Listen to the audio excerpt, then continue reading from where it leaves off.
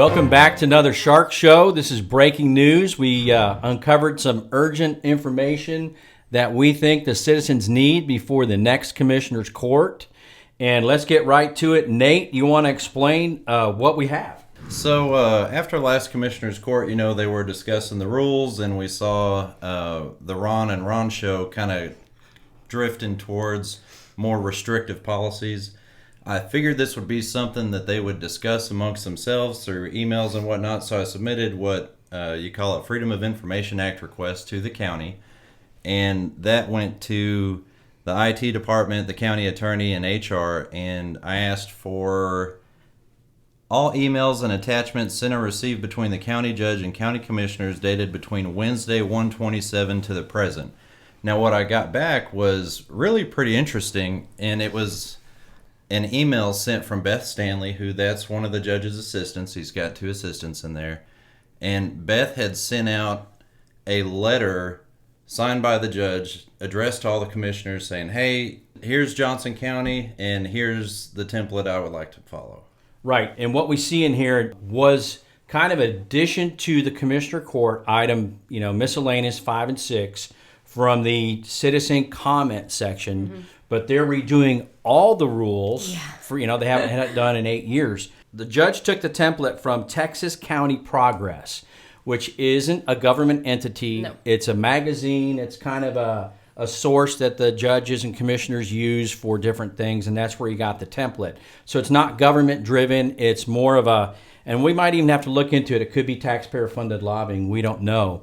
But Nate, what you uncovered was a lot of red and blue marks within that email, right? So they went through and made some changes, and Ron and Ron's stance seems to be heading in the same direction of limiting the citizens.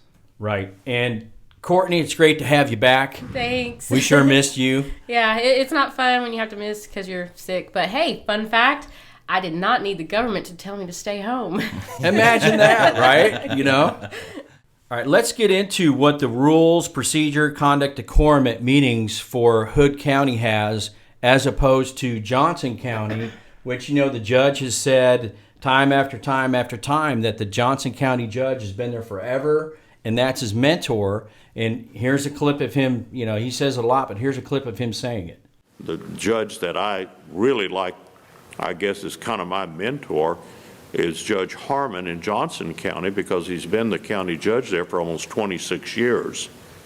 And he says that they always do it that way. And it's fine to have mentors, but you have to remember, Hood County elected Judge Ron Massingill. Johnson County didn't. So, right, exactly. He's got to listen to the people right. here. You can take great ideas from other people, your peers. That's fine. But bottom line is you represent the people of Hood County, and what do they want? So how can you use your skills? How can you use the ideas from your peers? How can you use that to be advantageous for the citizens of Hood County? As we go back and forth, there's, we're really concerned about the citizen comment period, mm-hmm. but there's the agenda period and the citizen comment period. Right. They're 2 separate things. Yes. So, Nate, as you looked on the red and blue markings, we'll put it up on the screen, some of the red and blue markings. Remember, the overall template was from Texas County Progress, and then what the office did was, in the red is Johnson County, and in the blue is Hood County. So there's some changes in there that the judge made that, in my opinion, needs to go away. We don't need to be anything like Johnson County. What do you think? One of the most concerning things I saw, and this is something that the judge and I have gone back and forth personally on, is limiting the citizen, each individual, from 5 minutes of speaking time to 3 minutes of speaking time. He thought he could do that all on his own, and, we had to show him, like, hey, dude, you got to have the majority vote of the commissioner's court to make such a restriction. Yeah, but even when you showed him that, he still went ahead and just did it on his own. Well, yeah, he did. But it is nice to see him, kind of going back towards that for now. But here, clearly, you see he wants to change it.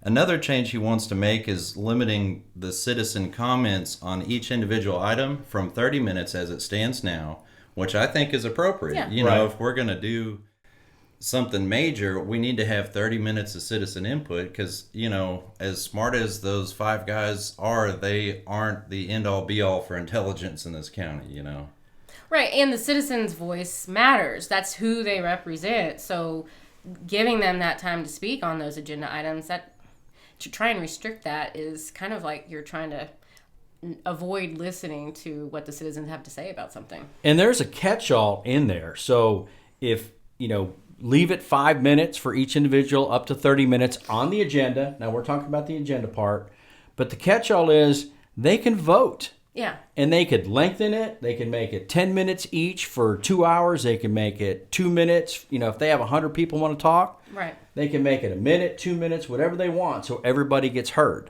Right. And another thing, if you've ever been up there to speak, 5 minutes is a long time. Most people don't take 5 minutes. So to try and limit it even more it's just a little too dictatorial for me. The problem is you can talk 5 minutes, but when you get interrupted for 4 minutes of that, that's where the problem comes the in. Bigger issue, and that's the issue that we have. You go from the agenda now to the citizen comments. And maybe one of the rules they need to put in there is like, hey, no interrupting citizens when they talk. I'd like to see that put in the rules.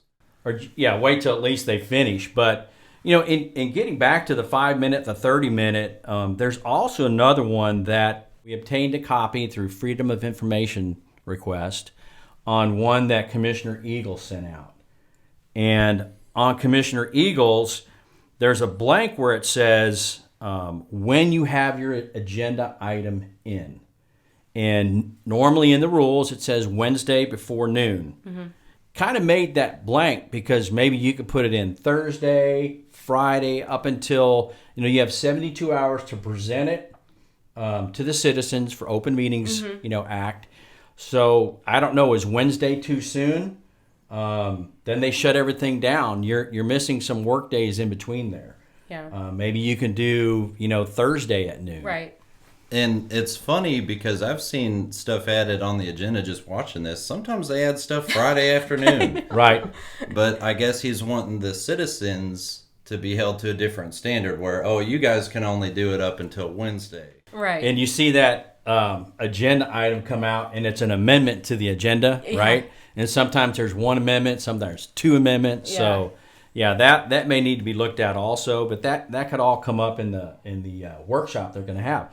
But getting back to this citizen comment period, let's move on to the next one. If you look at section 4F, he added a line that was also in the same template that the judge received from Texas County Progress.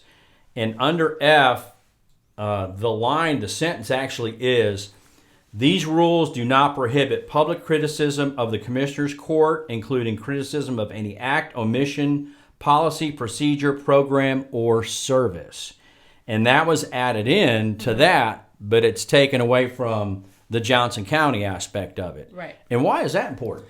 Well, I think one of the most American things that exists is our ability as free people to get up and criticize our government. This goes back to the Revolutionary War and King George. Yeah. We were sending letters of grievances to King George for a while, and when you sit there and your government's mistreating you a lot and you're trying to address them, to take that away from citizens like Massingill's trying to do, to me is unacceptable. And it's un-American, frankly. When your voice isn't heard, people get upset. And people like Mr. Biggers brought it up, Victoria Calder brought it up. And when you see that, Courtney, it just, what do you think? Well, you're adding fuel to the fire. If you've got some unhappy citizens that don't feel like they're being heard and don't have the opportunity to address their elected officials and exercise your freedom of speech to tell them, hey, they're your elected officials, you should have that right. And there's a difference between criticism and criticizing your elected officials and using profanity, right, and going about it that way and directing it. But you can't say in one instance in here where it says maybe insulting or threatening language. Yeah. Right. All right. So if you take this bottom sentence out, so if you go in, is criticism now insulting or threatening language? Right. That's completely subjective. So if the judge feels that, hey, I feel like you're insulting me because you don't agree with what I want to do, you're not allowed to speak. Yeah. And the penalties for that can get pretty severe too, all the way up to arrest by the bailiff, aka the sheriff in this instance. And one of the things, this just happened in the last court as it relates to public criticism, Jim Jarrett, I think that was his Right. name, Jim Right. Jarrett. He got up there and criticized the court in a very diplomatic manner. He said, look, there are allegations of fraud in relation to this 18-year-old RV you guys just bought. Has anyone reported that as you're supposed to in the contract? You know, I mean, that's one of those things that the judge is trying to take away here, and it's unacceptable. And it is. So if anything needs to stay in, it's this sentence. Yeah. To at least cover the citizens in saying, yes, we can come up and criticize. And that's your grievance? Yeah. That's your First Amendment right. Exactly. And that was taken out. So I hope the judge, when he watches this, and Commissioner Cotton, because they were totally against a lot of this stuff, Yeah. that when this comes up for court next time, they start putting these things in. Right. And as an elected official, you have to be willing to be held accountable by the citizens, which means they're not always going to agree with everything. That's just life. That's just being in that position as an elected official, obviously. So you've got to be willing to listen to your citizens, whether they agree with what you're wanting to do or not. And if you can't take criticism as an elected official, you probably just need to resign. Yeah, you're Because probably not the anytime right- you do Wrong anything- job, right? Right, and the great thing, in my opinion, about criticism is sometimes it opens doors for a compromise or a different way to go about making it work for everyone. But if you're not willing to hear that criticism, then you're not going to open your mind to those other possibilities that might be there. That's right, and that's the citizens, right? Right, yes. Exactly. So, Nate, thank you for doing all these Freedom of Information requests, and Courtney, you've done them through the city too. And I hope we don't run into this, we're a paperless kind of society right now in county, and Yeah. we're trying to save money. And what may happen if we start digging like this, people are going to circumvent, the email aspect of it, and you might see a lot of inter-office mail. We'll be checking into that also, because we don't want our elected officials hiding things from the citizens. Right. And that's the whole point of the Freedom of Information Act, is to be able to have access to that information. And if they are already hiding stuff, you gotta wonder, why would they be hiding it? Yeah. You don't hide something unless you have something to hide. But once again, this is breaking news. We have some more information for the next Commissioner's Court. Please get with the judge, your commissioners, and make sure that these items that you're concerned about and your First Amendment right to petition the government stays in these rules and regulations, because it's very important. Shark Show out.